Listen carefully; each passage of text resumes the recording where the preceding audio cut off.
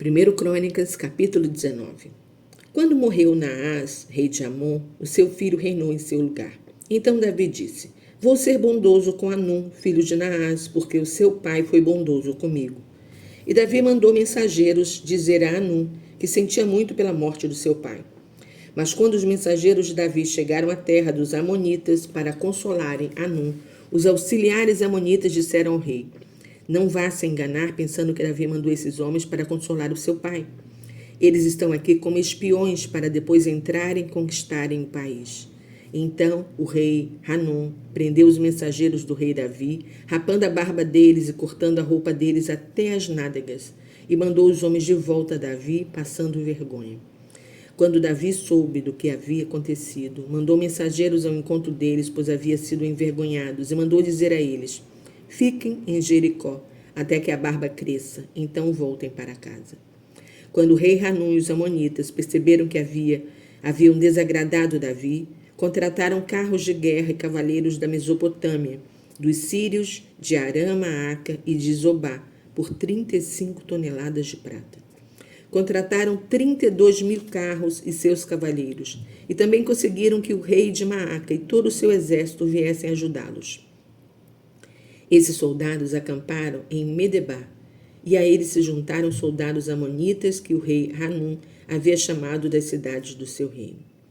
Quando Davi soube disso, mandou Joabe e os soldados mais valentes de Israel para combater o inimigo. O exército de Amon saiu e ficou em posição de combate nas portas da cidade de Medeba. Enquanto isso, os reis contratados com seus soldados ficaram fora do campo. Quando Joabe descobriu que ele tinha soldados inimigos pela frente e pelas costas, dividiu seu exército e mandou um grupo posicionar-se contra os sírios. O outro grupo de homens, chefiado pelo seu irmão Abissai, se posicionou contra os amonitas. Se os sírios forem fortes demais para mim, você vem me ajudar, disse Joabe ao seu irmão Abissai. E se os amonitas forem fortes demais para você, eu irei ajudar você. Seja corajoso e vamos lutar como homens para salvar nosso povo e as cidades de nosso Deus. E que o Senhor faça o que achar melhor. Então, Joabe e seus soldados atacaram os sírios e os sírios fugiram deles. Quando os amonitas atacados pelos soldados de Abissai viram que os sírios estavam fugindo, também fugiram e entraram na cidade. Então Joabe voltou para Jerusalém. Depois que foram derrotados, os sírios enviaram mensageiros para trazer mais soldados do leste do rio Eufrates, chefiados pessoalmente por Sofaque, comandante dos exércitos do rei Hadadezer. Quando estas notícias chegaram a Davi, ele reuniu todo Israel. Atravessaram o rio Jordão e colocaram-se em posição de batalha contra os sírios, esperando o ataque.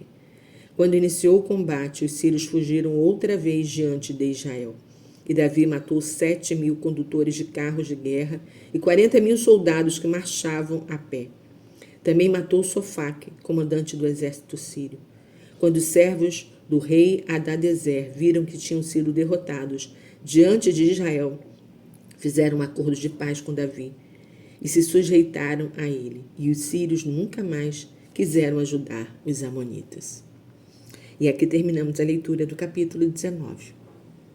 Que Deus te guarde, assim como guarda Israel. Amém.